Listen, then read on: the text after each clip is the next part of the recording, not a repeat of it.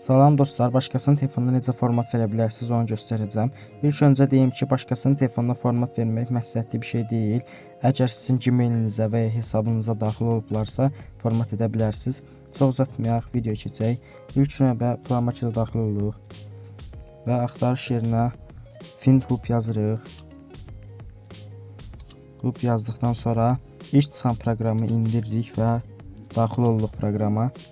Və burada parol istəyəcək, parol bir dənə yazırıq. Və burada avtomatik cihazlar çıxdı. Məsələn, mənim Gmailimə buradakı olan cihazlar daxil olub. Məsələn, buradakı mənim telefonumdur. İkinci telefonu göstərdiyim kimi. Mənim telefonumdur yenə. Yanımdakı bir telefondur və ona format verə bilərəm. Niyə? Çünki mənim Gmailimə daxil olub və o telefonun ürəyim istədiyi şeyi başını aça bilərəm. Yəni, çünki mənim Gmailimə daxil olub. Yəni. Məsələn, ona format vermək istəyirsinizsə əgər, burada ayarlar nöqtəsini görürsünüz.